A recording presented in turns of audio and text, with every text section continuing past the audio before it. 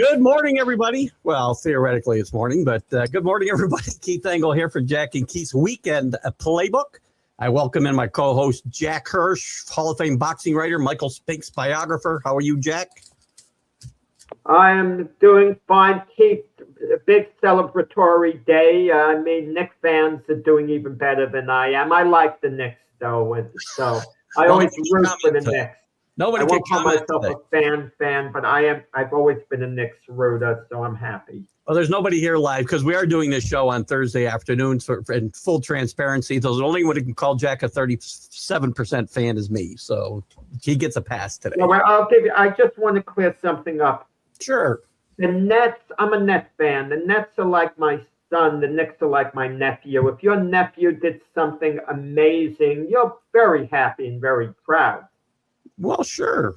Okay, that type of thing. It's not like he's he's not like he's my firstborn, though. No, but it's your nephew. That's what the Knicks are to me. They're the equivalent of being my nephew. I've always had a bond with the Knicks. The other day, I'm annoyed, and I'm in a little bit of ticked off mood. I'm even ticked off at the Knick legends a little bit today, Keith. So Jack, don't ride me too much because I'm a little ticked off first at Walt Clyde Frazier, just a teeny bit. You know what he said? He said Jalen Brunson could have played on his team. That Jalen Brunson. Oh, good gosh. He's saying Jalen Brunson could have been a factor. He would have been a top player on the old Knicks teams. Are you kidding me? Get out of here. You don't think that Jalen Brunson could have played on that team in front of Dick Barnett, maybe? Easily.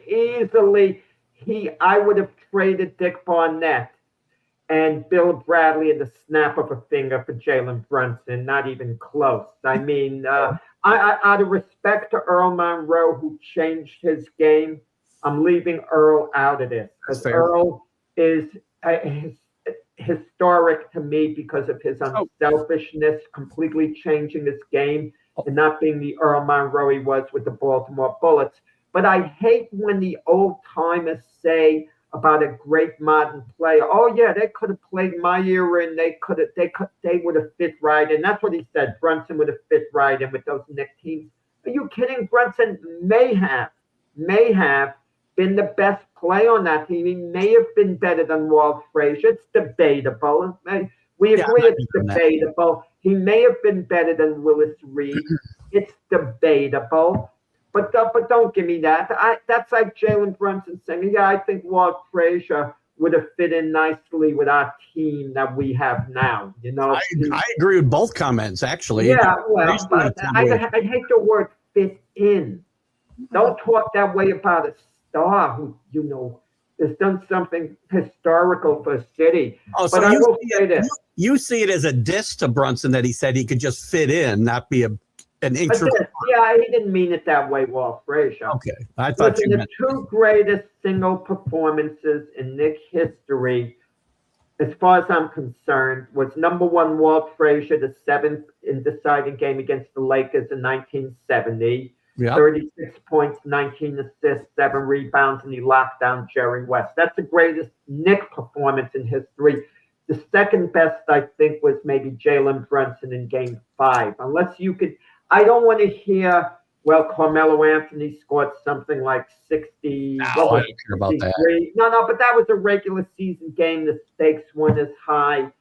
So the two, when you think of what was on the line, so those were the two greatest games in Knicks history, the biggest impact.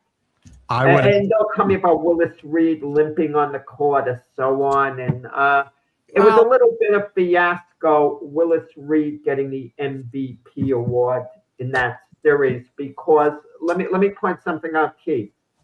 You talk about the emotional lift that Willis gave the Knicks by hitting the first 2 baskets, and he gave them a tremendous emotional lift. 100%. But remember this, when the Knicks and Lakers in 1970 were 2 games apiece, when Willis Reed got injured, the Knicks were down by a lot, and they came back without Willis Reed to win the pivotal Game 5. Then without Reed, they got slaughtered in Game 6, and then with a very limited version of Willis Reed, they won Game 7. But he was the MVP. They named him MVP, and it's it's what it is. Listen, it says something about that team, by the way, that nobody complained about that, and everybody, to a man, said that he motivated them just getting out on the court. I mean, just he motivated them. He was great, and you got to think also with Brunson that last game. I mean, he was phenomenal. He willed the Knicks to victory in a certain sense in Game 5. At times, it seemed it was like he was playing against the San Antonio Spurs. It was a great team effort. Don't get me wrong, a great team effort. But Brunson played like a superstar in Game 5. But I kind of wonder what Brunson's legacy is ultimately going to be. It's so hard to pinpoint, Keith. When we talk about certain legends, is it ever going to get to the point where we're going to compare Brunson to Kobe Bryant? Are we going to say Are we going to say he's better than Allen Iverson? Are we even going to say I know this is hard. Are we even going to say right now, he's better than Jason Tatum right now? Are we? Yes. Yes, I'll say that. Yes. Okay. Is he better than SGA right now? Close. Exactly. Is he better than Luke? Listen. He's not in the conversation. That's the problem for me. He doesn't have to be better, but he needs to be in a conversation, and he's not even there. Okay, but this is food for thought. Let's say that a new NBA team started or whatever, and they could get both Luka and Brunson, the two main guys. Who would be the man? Who would be the main guy? This isn't baseball, Keith, where you're platooning lefty and righty. One guy always has to emerge as the main guy, it seems. Fair. I know with the Celtics it was Brown and Tatum, but even though Brown was a finals MVP, Tatum always had that edge. Let's be honest about it. Always had the edge. Well, the one reason he's not in Dallas anymore is because he didn't get a chance to shine because of Luka, right? So no, Dallas could have signed Brunson had they come in with a big offer, but they they fumbled the ball a bit. And then with Rick Brunson being Thibodeau's assistant with the Knicks, it was kind of like a natural fit. And I'll tell you, what he did, Jalen Brunson, really taking less money. He could make the money up later on to try everything to build a winner. I don't know whether you saw what Stephen A. Smith said, and I found this a little distasteful. He had no business saying it. He's urging Karl Anthony Towns to take less money to keep things together. Now, will Stephen A. Smith take less money? No. Another talent would come on ESPN. These guys are all. Let's say, for example, Shannon Sharp came back. They wanted to put him on. Take less money, Stephen. Take $5 million a year less so Shannon can come on. He's not going to do that. And it does bring up a good point, though, that it's going to be hard. Next year they can keep this team together, but Dolan has said he's not going to the next apron as far as salary cap goes, which they're only like $200,000 away from. They've got to sign Robinson. Well, theoretically, they have free agents in Robinson and Shamat, and they got Towns, who I think I don't know if it's expiring next year or not. Towns is under contract for the next season. I think it's the one after. So only that year, right? So they tried to extend him before, and they didn't get anywhere. So I don't know what's going to happen there. They may not be able to keep this together more than one more year. It will be hard because moods change if the Knicks don't win it next year. The celebratory mood, I don't have to tell you, wears off.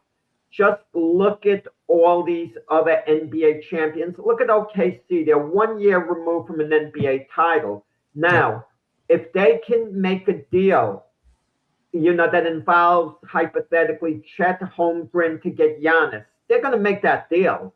Let's be honest about it. Chet Holmgren and maybe a couple of other little pieces or whatever. But a year ago, no, they wouldn't have made that deal. They would have figured we're NBA champions. Chet Holmgren played a big part of it. He's got a great future. We're not shaking up this chemistry. The Boston Celtics 2 years ago, they wouldn't have even considered trading Jaylen Brown for Giannis to anyone else. They would have figured we're a championship team. We can repeat. We're not messing around. That's the mood with the Knicks at this moment. But a year from now, it's all bets are off. I think the only player that would be completely safe, and this would be going nowhere, would be Jalen Brunson. But I got to tell you this too, Keith. If the Knicks don't have success the next couple of years, who do you point to normally? The leader. And that's Jalen Brunson. And people are always going to love him for what he did here. But there's going to be some whispers, well, maybe he's got to defer a little, maybe this, maybe that. I mean, we love you, Jalen, what you did, but... Well, this is the rub with the way Jalen Brunson plays, right? The way when he takes over games, he dribbles too much, but when he comes away with a basket, you forgive all that, right?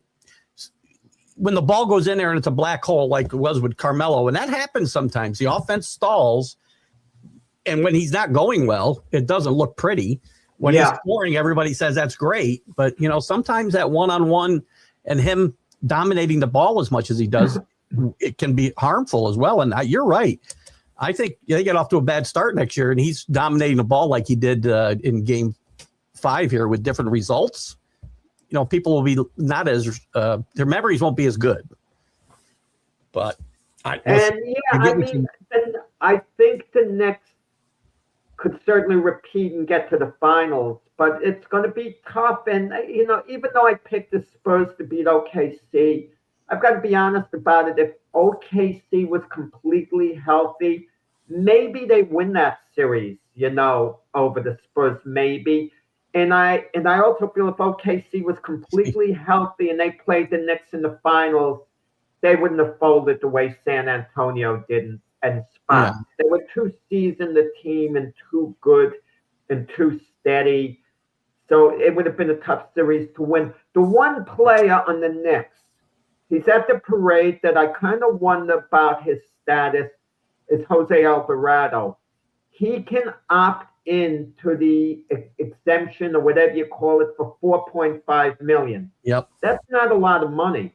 Which puts the Knicks over, by the way. They might have to move somebody else if he opts in. So. Oh, they want him back without question.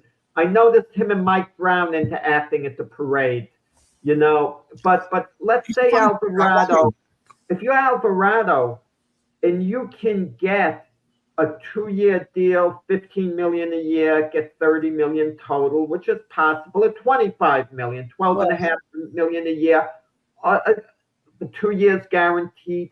Go 1 year for $4.5 million to be with the Knicks. So do you not think that Dolan's going to hold to his comments that he's staying under this next apron? I think Dolan, because he can't. I don't mean this in a bad way. I don't mean it in a bad way at all, because I've supported Dolan in a lot of things.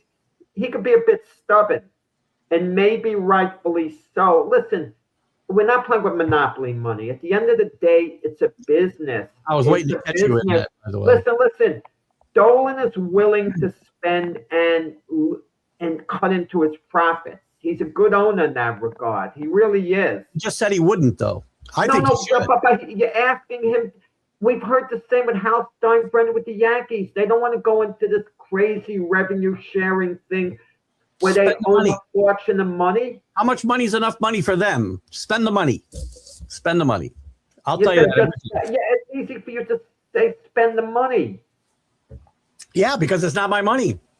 It's not your money. Yeah, we're not playing with monopoly money here. These guys aren't working on a shoestring budget. It isn't like they're just making a little bit of profit. They're making a lot of profit, and if they want to stay on top, they can choose not to. It's their business. But he's doing it anyway. What's the? I'm not sure exactly, and I got to come clean. All the ramifications of the second apron. I just don't know it. I don't know it exactly, and I'm not going to pretend that I do. That's fair. But a guy like Dolan, who would give Phil Jackson a multi-year deal for $12 million a year to be an executive, and that was major money at the time. He's not, he's not cheap, Dolan. That's the point. He's not cheap, but he wants to be somewhat prudent. Yeah, I was just looking real quick for the repercussions of the hitting that second apron, and it's not really clear. You'd lose like mid-level exemptions, and you can't. It's not as easy as saying here's a tax, right? Like you do. Right.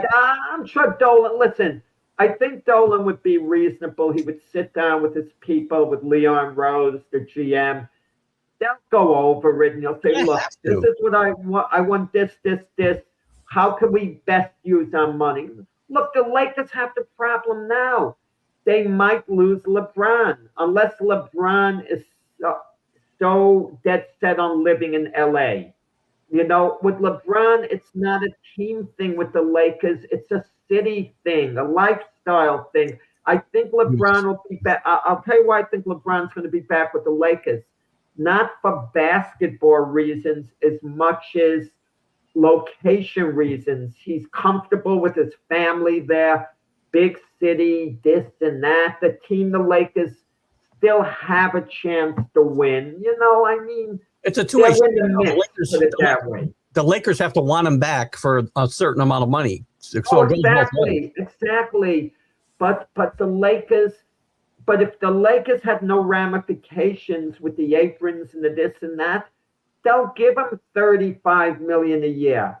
They'll give him that. But if it puts some additional ramifications, if $35 million to LeBron means they have to spend an extra $100 million because of the apron, on top of that, you don't do it. Then it's crazy. I think LeBron will move on myself, and I think he'll find a winning situation, a better place. A place he's got a better chance to win. I think LeBron has to be careful in the sense, if he goes to San Antonio, he's going to be accused of being a ring chaser that's all. If he goes to OKC, same thing. If he goes to Cleveland, no one's going to accuse him of it because they could say, well, he's going home and it fits. Cleveland fits. He's been accused of it already. So what's the difference? Cleveland. When he went to Miami, everybody said he was chasing a ring. 100%. No, he couldn't win one at Cleveland. No, there's a difference. Wait. There's a difference involved, Keith. If you have no chance, no. If you have no chance of winning where you are, it's okay to chase a ring. If you have somewhat of a chance, then the feeling is stay where you want. Like when Kevin Durant went to Golden State, okay? They had beaten OKC in the Western Finals in 7 games. Yeah. People thought OKC could still have a chance to go back to the finals, and he elected to join a ready-made team, ready to win. Why is LeBron going to care? That's what people think. He doesn't care now. He blatantly manipulated a way for Bronny to get to the Lakers. I don't think he really cares. San Antonio he might get away with San Antonio because what does San Antonio need more than anything else? A veteran presence. There's no greater veteran presence than LeBron. And you could say, look, I don't know how much I'm going to play, but I saw a team that I thought should have won the finals. They needed some type of veteran leadership. And I'm here to supply it. You know, I don't know whether Wemby would want me to help mentor him. If he does, I'm there for him. You know, he's such a great talent, such a terrific kid. You know, you say the right words and mention, you know, Castle Hop. I'm excited for these guys. I want to see these guys grow or whatever. 100%. I think he makes so much sense. It probably would never happen just because it makes so much sense. It makes sense, but yeah, he could get away with it there. I can't see a better fit. I mean, going back to Cleveland would be a great story, but I don't think it's as good a fit as going to San Antonio. But there's a little bit of a next factor too. Maybe Riddick is going to play Bronny more. Because Bronny, he was fitting him and giving him more minutes as the year was going along. Can't play. And if Bronny's game picks up a little bit, I mean, he's got talent, you know. His shot has been just so, but he's quick and, you know, whatever. He's got a long ways to go, though, Jack. I mean, I would like to see it happen because I always thought Bronny got a bad rap, right? It's not his fault. He should have stayed in school is what he should have done. I think he got bad advice. And he'd be a better player today if he'd stayed in school, and he'd have a better chance at being a good pro. But he's not growing the way it's being done now. But the day belongs to the Knicks. Yes, Big parade. I didn't hear of any serious incidents. We might hear about it, after this show. I know some people were cut off by a police barricade because the crowds were out of hand. Over a million people. Over a million people. Insane. And I haven't heard of any incidents, but parades aren't where these things happen. It happens in the middle of the night after the wins. That's like we saw the other night. It doesn't happen during parades as a rule. I think people in parades in general, they come to celebrate. They really come to celebrate. And the fans inside Madison Square Garden come to watch the game. The fans in the street with these watch parties, all congregating. The attention sometimes aren't 100% there, unfortunately. That's the trouble. And there's a lot of people that have bad intentions too. So I agree with you. What's interesting? You see Mayor Mamdani, and we were talking about him the other day. And any politician loves something like that. People forget. Well, we had a mayor. This is before a lot of our listeners, some of them were born. Back when the Knicks won the NBA title in 1969, 1970, we had a trifecta. We had the Jets as Super Bowl winners then, and we had the Mets as World Series winners. And the mayor was John Lindsay. He was a horrendous mayor.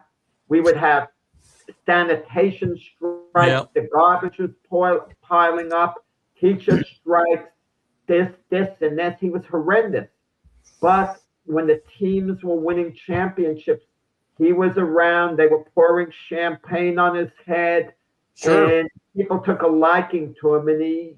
And that was a big reason he was reelected as mayor when it seemed he had no chance at all because he did a horrendous job.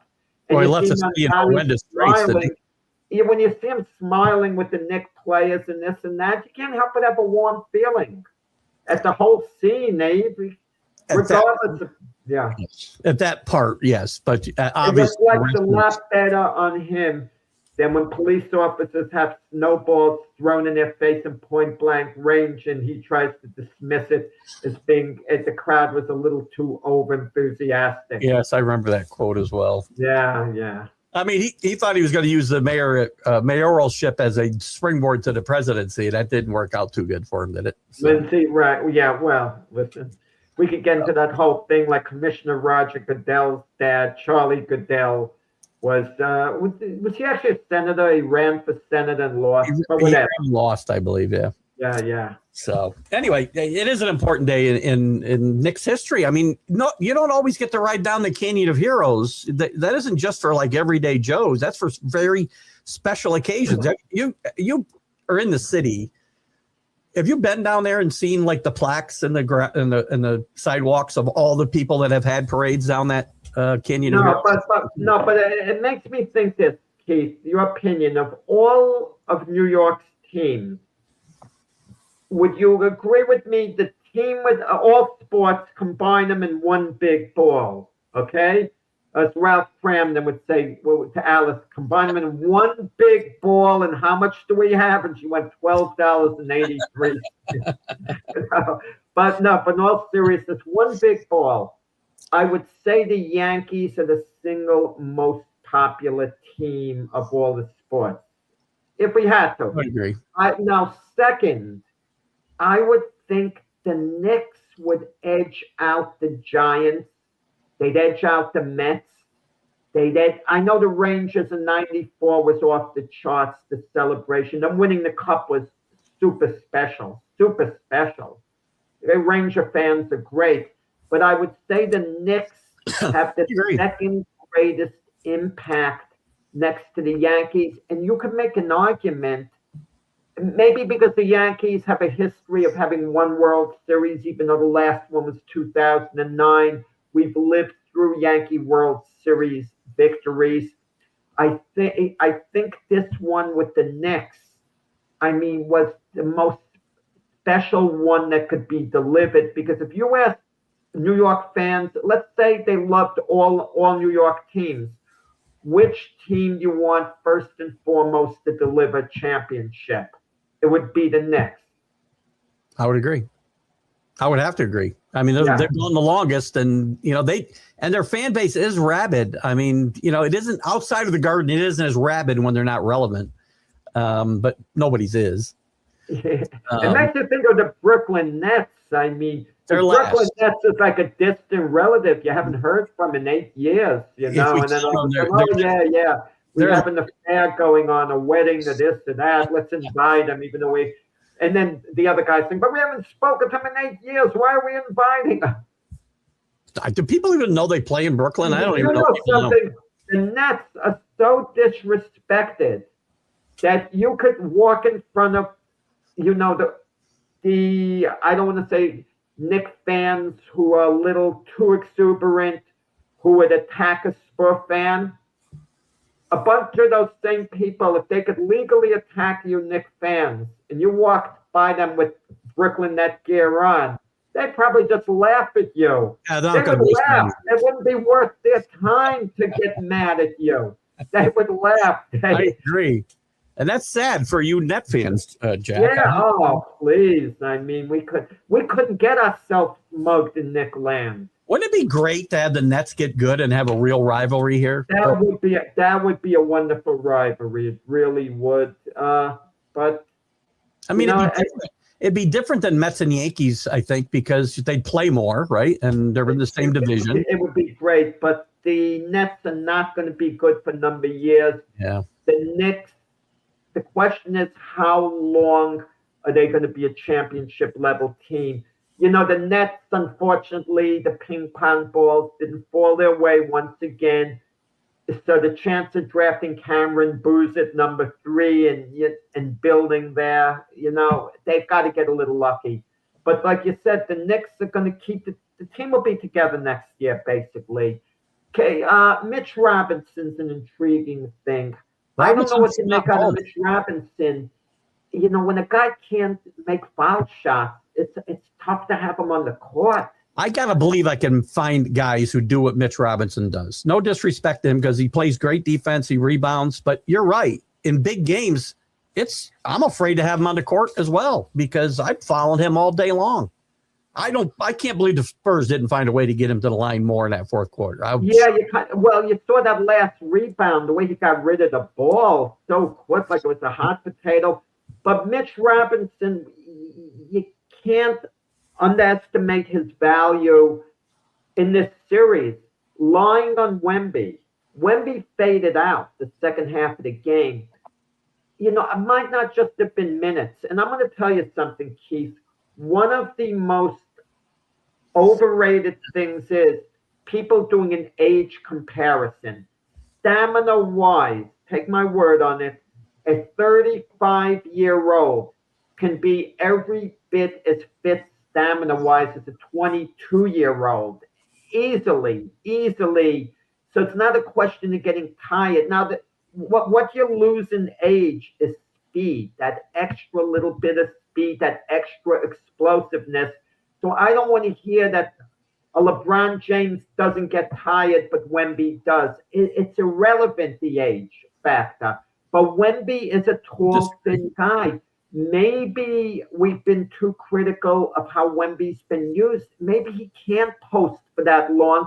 Because you have a big body like Mitch Robinson lying on him all the time. It tires you out physically, just the lying on you. Well, it wasn't just Mitch Robinson either. They're rotating 3 guys, and they'd all get a break and a breather. And the Nobi takes it right to him. The Nobi is stronger than Wemby. I mean, Wemby is great, utilizes tools, but maybe, just maybe, Wemby is as good as he's ever going to be. I think he will get better. But if he's as good as he's ever going to be, as long as he stays healthy, that's darn good. That's darn good because it's not all-time great good, but it's good. Yes. Defensively, maybe an all-time great good because he would join Bill Russell as the greatest, defensive force as far as redirecting shots and all. It's fair, but listen, Wemby's got a ways to go, and was very evident in this last series. And the maturity thing. LeBron, go to San Antonio. You'll get away with it. Veteran presence. It would go over big. I think it would be huge in the NBA. Big story. Knicks and Spurs rematch, and LeBron's on the court. We'll beat this year's viewership, by the way, which was better than it's been in almost 30 years. I got to tell you this. If the Knicks were playing the Lakers, the viewership would have even been a little higher. Maybe so. Maybe so. I don't know what the Wemby factor brings in, and I don't know how if they can have a way to determine that. They might have a way. I don't know. I don't know. Well, listen, OKC was the defending champions this year. If the Knicks played OKC, it wouldn't have been the same. You wouldn't have had a villain. Who was going to be a villain if they played OKC? There's no villain. Well, the defending champ would be the villain, I guess. If they played Denver, Jokic could be made out to be a villain, in a certain way. Yeah, well, somebody's got to drive some of these ratings. The Knicks didn't drive, 100% increase all by themselves. They didn't do that, but it had a big impact. Well, I think the Wemby story obviously was part of that ratings drive. But you're right, the Lakers probably would have been even bigger. Yeah, I think OKC would have been about the same, personally, but. Because you got the defending champion. I don't think it would have the storylines because SGA is quiet. He's humble. You got the defending champions though, going for two in a row. I think that would drive some viewers. It's hard to tell. It's hard to quantify. If it doesn't happen, Think of these teams. Now we're thinking of this Knicks team, and this always happens. When the team wins a championship, everyone asks, well, what about next year? They give it 1 day to relax, and then that's the thing. OKC, we thought, wow, they might win the next 3-4 years. That's how good they are. They seem clearly better, even though it took them 7 games against the Pacers last year. We thought the same with the Celtics. We thought the Celtics are locked to get back to the finals. The East is weak and so on. And that didn't happen. And somehow the Pacers got to the finals last year. Well, you look at the East, and the Knicks have to start over. The Atlanta Hawks are improving. The Detroit Pistons, I think, have peaked. I don't think they're going to be any better next year. But look, they were a threat. Cleveland, can we really discount them next year despite them getting swept by the Knicks? And the Celtics, New Year, someone's going to get Giannis. That's going to change the balance of power, to a certain extent. I think he goes out west. I think he goes to the West. I can see him in Oklahoma City. I can see him in LA. I can see him in Dallas. I could see him in Dallas if Dallas can put together a package. They can't put up a Keith. That sounds nice, but they can't put together a package, Dallas. They can't.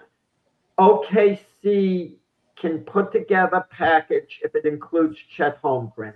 Okay? They got OKC is always a possibility. Lakers, any package with Austin Reeves would have to be included. There are possibilities. We hear about the Celtics. Unless they give up, they're not giving up Tatum. Unless they give up Brown, it's not happening. I think Oklahoma City could be in the driver's seat if they want him because they've got draft picks. They've got extra first-round draft picks. Nobody else does. At least that's in the running here. And first-rounders still matter. So Milwaukee could be enticed there. We'll see. Again, they're not dealing from a position of strength necessarily, the Bucks, because he wants out. It isn't like you can just say, okay, we'll just hang on to him. Yeah, they can if they want. He just doesn't play. He doesn't want to be there. But listen, he just doesn't play if that's the case. But their owner has talked about accommodating him. The problem is this. You can't accommodate him to just where he wants to go. If you can do that, that would be great. You won a championship for them. They think, okay, if we can, we'll send you to your preferred destination. You deserve it because, you led us to a championship.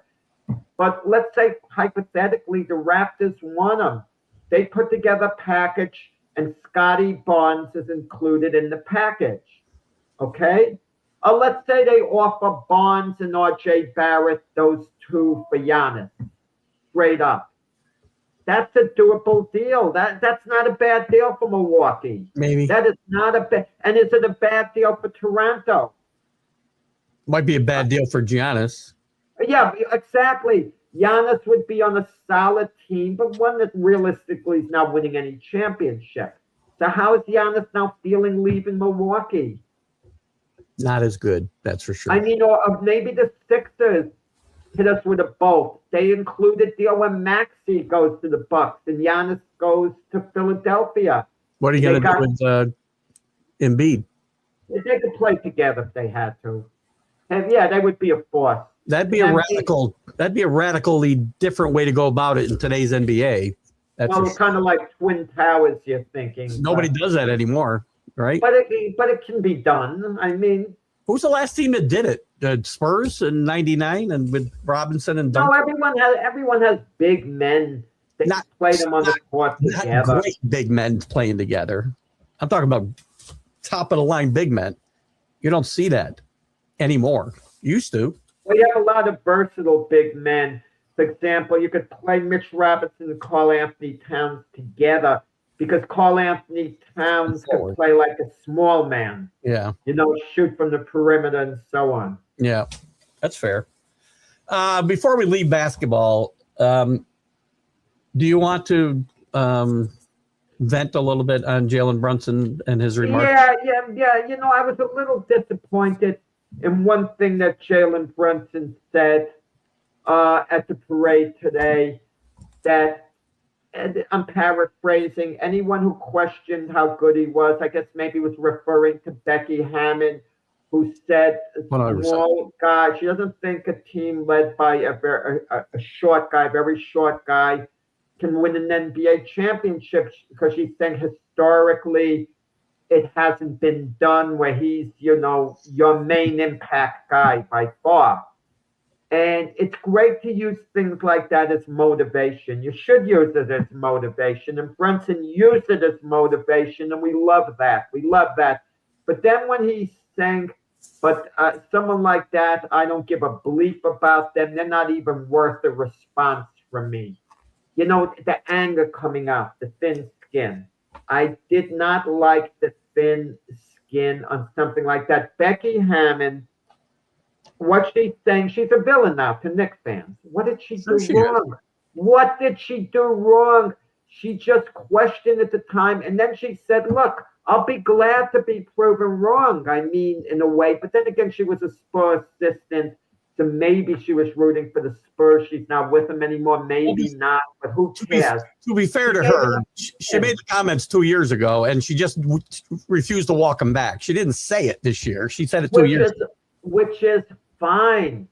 She gave an opinion, just like Keith Engle just gave an opinion by saying, you didn't exactly say this, but you're kind of initiating something like this. I don't think, and then if you said something like this, I shouldn't put words in your mouth, I'm sorry. If you said a team can't win an NBA championship with two big men anymore, it's the two dominant guys, like back in the day, like Elijah and Sampson, that can't be done anymore. And now you have a team with two big men and they win a championship. They go, bleep Keith Engle. He's not even worth us responding to. But I would say I was wrong. Becky Hammond has said she was wrong. Yeah, she's saying yes. Obviously, she'll say she's wrong. But the anger that Jalen showed towards her is disappointing. I see it all the time in the sport of boxing. Yeah. Someone predicts one fighter to beat another, and when the other guy wins, the person making the prediction, they're considered to be a hater. Where's the hate? There's no hate. They're just giving a prediction. As a fan of a guy who is arguably the greatest quarterback of all time, who made an entire career out of motivating himself with real or imagined disses, Tom Brady, we mean, of course. I get this. I get him. He's only voicing it to keep himself, in my mind, keep himself motivated. Don't rest on your laurels. They still think you can't do this. That's how Tom Brady thought every single year. That's fine. He should use it to motivate himself. That is great. But he succeeded. He won the championship. He was proven to be correct. Right. Okay? He proved his point. He won. Never said he was sorry for, talking. No, but to put down someone else as if they were personally attacking him. No one was personally attacking him. They were talking about as an athlete, small guys. The one that comes to mind who was a phenomenal player was Allen Iverson. Can you win a championship with Allen Iverson? Perhaps. They went to the finals. Look, Isaiah Thomas was small guard. Back to back. Back to back. Right, right. Tony Parker maybe wasn't the main guy, though. I mean, Jason Kidd. How big is Jason Kidd? He's probably more like 6'3" or 4". I don't think he really. Yeah, okay. I don't know whether he fits in that territory, whatever. But Becky Hammond was entitled to her opinion, and it wasn't without foundation. For the most part, she was correct. For the most part. To be fair to her, too, she was asked a question about Jalen Brunson. She didn't bring him up. So, to be fair to her, she was asked a specific question about Jalen Brunson. And you want to know something? And kudos to her for giving an open statement, rather than being, oh, golly, gee whiz, we'll have to wait. Say you're wrong now. I mean, I have a lot of opinions. Wrong. She's obviously wrong. I have a lot of opinions. If I'm proven wrong, that's fine. She said, I'm not rooting for myself to be proven right. That's fine. If I'm proven wrong, that's good too. I'm fine with being proven wrong. What's wrong with her saying, can't she come out and say, geez, I really was wrong about Jalen Brunson? How about saying that? If she's asked, she'd say it. Look, okay, Jay Wright, Brunson's college coach at Villanova, and Rick Brunson, his dad, they both were very clear. We never thought Jalen was going to be this good. We never thought he was going to be a superstar. And we never thought he was going to be the man. If Jay Wright wasn't his coach, and if Rick Brunson wasn't his dad, Jalen might look at them as being haters. But he doesn't look at them as... But they didn't think he was going to do it. So it's no different. But isn't it admitting you're wrong, no different than Becky Hammond? Oh, it is different in my mind. I mean, isn't saying Rick Brunson standing next to his son on national TV saying, I never thought he could be this good, is admitting he was wrong. That's an admission that was wrong. But did anyone ask Becky Hammond? They just won the championship. I don't believe they have. Okay, I mean, if she's holding to what she's saying, why can't she find somebody? Saying, well, it's only because the Spurs didn't do that, blah, blah, blah. If she pushes back now, okay, she's fair game. But, we haven't heard what she said. She doesn't have to come out with a statement, a press release. Come on, Keith. What's wrong with saying you're wrong? I do it all the time. She would say it. What? She would say it if they asked her. Well, she could call the guy that she told the quote to originally 2 years ago and say, she shouldn't look someone up after a couple of years. If someone gets in touch with her, she'll talk and she'll say, Jalen was phenomenal. He proved me wrong. I got to give him credit. I mean, you can always learn in this business. Look, as a Knicks fan, I hope she says something else derogatory about somebody on the Knicks. Stephen A. Smith had Jalen Brunson on First Take after they won the championship. And he said he'll never doubt him again after this, blah, blah, blah. But you want to know something? You don't make a remark like that because Jalen Brunson has a lot of years in the league. And there might be times where his game is going to be off. And you can doubt whether that's the way to go. Look, this championship, as far as I'm concerned, should be a gold card for his career. But I'm also going to tell you this for athletes. Playing in New York. Reputation, unfortunately, is temporary, okay?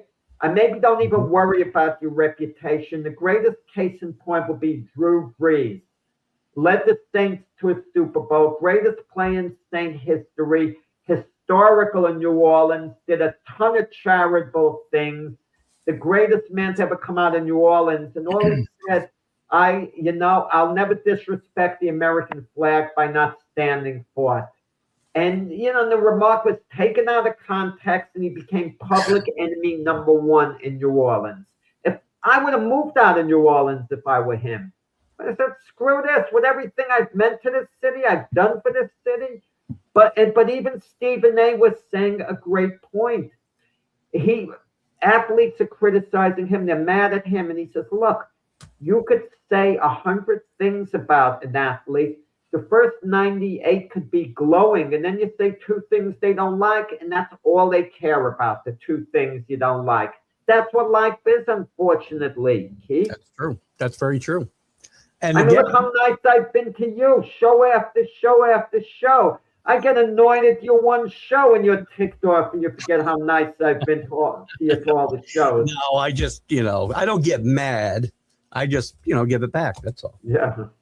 Well, I kind of took a dig at you on a podcast yesterday. I went on Sonia's podcast. Oh, did you? I took a little dig because somehow I don't know how the Yankees came up. You were very worried, very concerned they might not catch the Rays this year. I said, Keith, they'll catch the Rays and leave them behind. So Becky Hammond's entitled to her opinion on that. Scenario, the Rays last into August with a lead. That won't happen. The Yankees will catch them at some point in July, leave them behind. Yankees caught them middle of June, even quicker than I thought, and they're leaving them in the dust. The season's not over. Let's Rays aren't coming back. They're no threat at all to the Yankees. No, the Blue Jays are, though. Jays are 10 games down. I think they're more of a threat than the Rays, who are 3.5 behind. They'll be a threat in the playoffs if they can find their way into the wild card. The Jays, yeah, I'd be more concerned. Yeah. The wild card obviously gives these teams a little more breathing room. Everyone is a threat in the playoffs in baseball. Listen, speaking of the Yankees, I didn't mention this to you before, but I don't understand. We have a rule, one of the stupider rules again, the pitch clock. And Jose Caballero is now getting warned by umpires because he has a habit of waiting till there's 8 seconds. And that's what the rule says, by the way. But with 8 seconds left, you have to engage the pitcher and look at him basically and pay attention. And he waits every single time. And now umpires are warning him that he'll get a strike called on him for delay a game if he does that again.